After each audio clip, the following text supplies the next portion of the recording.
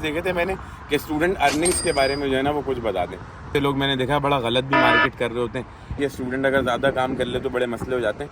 फिर वही 150 almost health insurance student की जो है लीगली जो है मिनी जॉब एक चीज़ होती है वो यहाँ पे अलाउ है। हाँ भाई, तो कैसे हैं सब लोग? उम्मीद करता हूँ खैरियत से होंगे। सबसे पहले तो मैं अपने कैमरामैन से गुजारिश करूँगा ये दरियाए कील दिखाएं।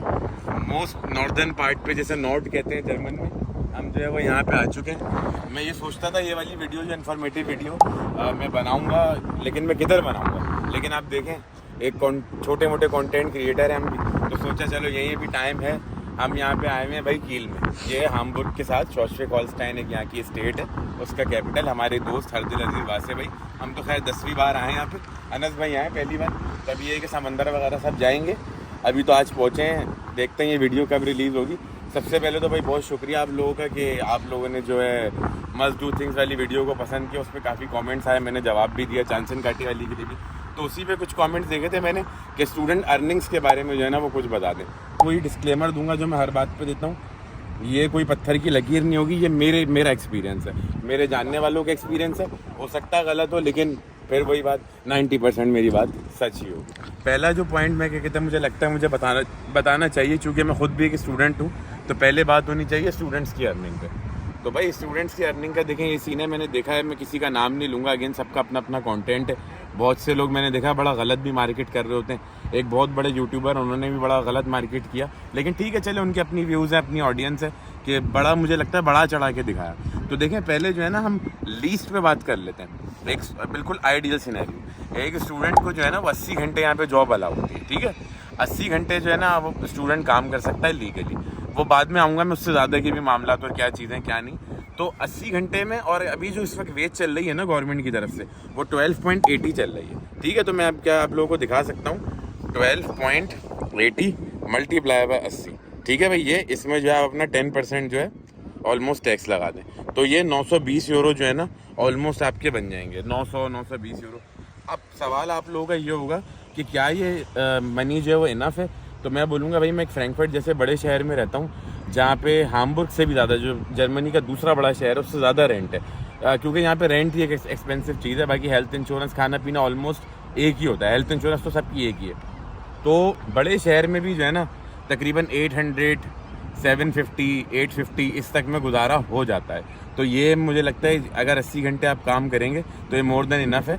50-60 यूरो आप अपने सेव भी कर लेंगे।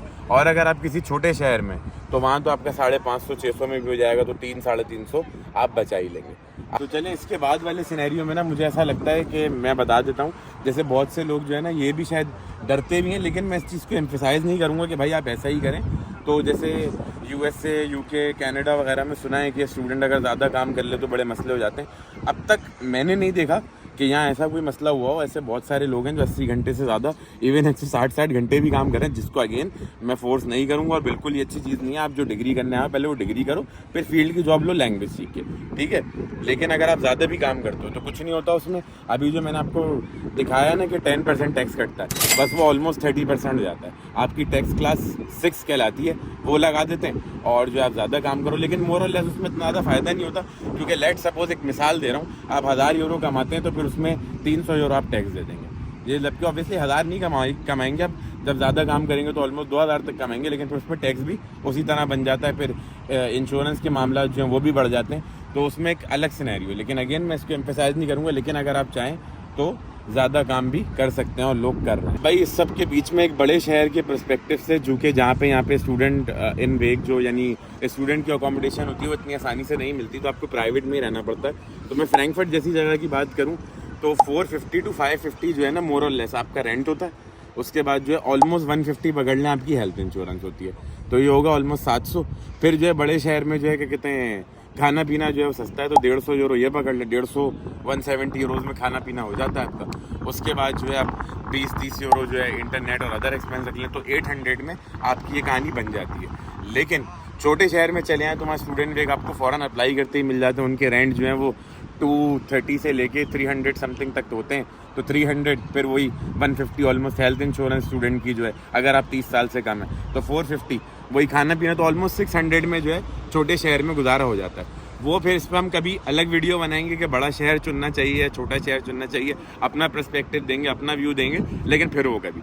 तो ये हो गई क्या कहते हैं एक्सपेंसेस की बात। और जो मेरी ऑडियंस है मैंने देखा उसमें चांसन कांटे वाली भी है और जॉब वाले भी, मतलब जो आना चाह रहे हैं या जॉब पे आ रहे हैं, तो उनका भी सवाल मोर और लेस कितनी अर्निंग हो जाती है। तो अब चले आ जाए ज़रा इस पे बात। बिल्कुल लीज काउंट से पकड़ते हैं, और जितने भी मेरे दोस्त जो हैं क्या कहते हैं जो यहाँ पे फुल टाइम जॉब कर रहे हैं, जो ब्लू कार्ड पे हैं, मैं IT वालों की बात करूँगा।